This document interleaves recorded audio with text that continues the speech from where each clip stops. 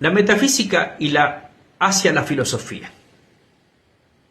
O sea, hay un terremoto histórico que aparece en el siglo V, hacia el siglo IV. ¿Por qué? Porque Sócrates es asesinado. Asesinado porque justamente decía estas cosas que estamos diciendo. Y porque puso en tela de juicio la religiosidad de Atenas. Puso en tela de juicio la religión. Y en aquel tiempo era una teocracia. Entonces, ¿qué pasaba? Aún no estaba la democracia. Pero la teocracia planteaba una relación entre la religión y la política. Es decir, por eso uno a veces ve esas películas donde dice que iban a buscar los oráculos, los reyes, para ver si los oráculos decían o no, y a ver si cómo actuábamos o no. Entonces estaba el ágora, es donde estaban los sabios, y eran los que definían el futuro y el destino, y eso era según los dioses. Pero Sócrates decía que el destino lo construía yo. Imagínate decir eso, es como más o menos los teólogos de la liberación hoy día. Es lo mismo.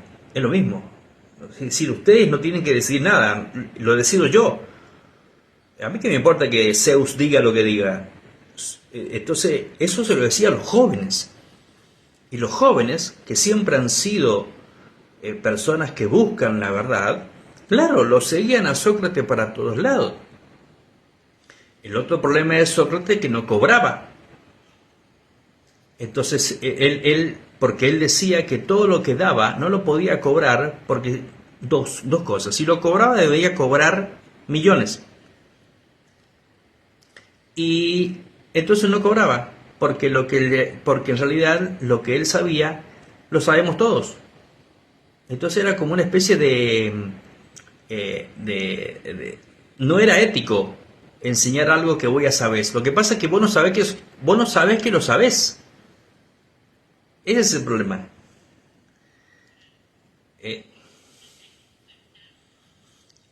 Y él hacía eso. ¿Y qué sucede? Bueno, lo meten en la cárcel, lo hacen el juicio, y yo te recomiendo que leas en este curso, es cortito, la Apología de Sócrates, que la busques. Porque es maravilloso. Es maravilloso. La apología en realidad es la defensa que él hace. A su defensa, ¿no? Sabiendo que lo iban a matar igual, pero... Cuando muere Sócrates, muere la metafísica. Y es mentira lo que dicen los manuales de filosofía, que se enseñan en las escuelas secundarias, que Sócrates es el que da la apertura hacia la ruptura del mito hacia la filosofía. Es mentira eso. Es mentira. Porque el que rompe el mito, y que el mito no es cualquier cosa, porque el mito es la parábola de Jesús, por ejemplo. Entonces, el mito a nosotros nos ayudaba muchísimo a comprender la naturaleza y a hurgar, y entrábamos por ahí. Era un camino, tal vez para la gente de mucha cabeza, una estupidez, pero para la mayoría era el camino de la sabiduría. Cuando matan a Sócrates, entra Platón. ¿Por qué entra Platón? Porque Platón es discípulo de Sócrates, es el mejor discípulo. Y Platón lo que hace, y acá vengo yo con mi martillo o Nietzsche, Platón lo que hace es difama a Sócrates de una manera muy inteligente, no difamándolo. Es decir, ¿quién escribe los diálogos? Platón. Porque Sócrates no escribe absolutamente nada.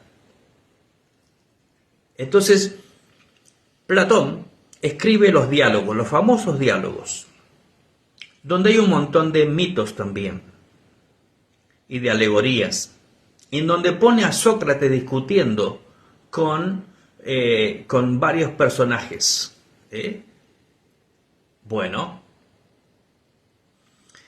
ahí Platón lo que hace, va a ir sembrando lentamente la moral. Ahí surge la moral, con Platón, en Occidente. Porque Sócrates no hablaba de moral. Sócrates hablaba de conocimiento y experiencia sensible, pero Platón empezó a hablar de moral. Entonces, en las discusiones que tienen los diálogos, uno se va encontrando con que hay una discusión permanente sobre el tema de la verdad, la mentira, la justicia, y uno dice, qué bueno, sí, qué bueno, pero lo que pasa es que siempre, cada diálogo termina como si fuera Sócrates una especie de paladín de la sabiduría, termina con afirmaciones categóricas y va acuñando de alguna manera la normativa. Entonces lo pone a Sócrates discutiendo, lo pone ganando las discusiones y termina acuñando una afirmación, una teoría o un reglamento, digámoslo así. Entonces es una forma didáctica de Platón, muy inteligente, de ir generando. En vez de decir no matarás, él plantea toda una discusión que capaz que te lleva 25 páginas sobre la vida y la muerte y esto que lo demás, para luego decir no matarás. Pero primero hace toda una argumentación. Bueno, esos son los diálogos. Y eso escribe Platón.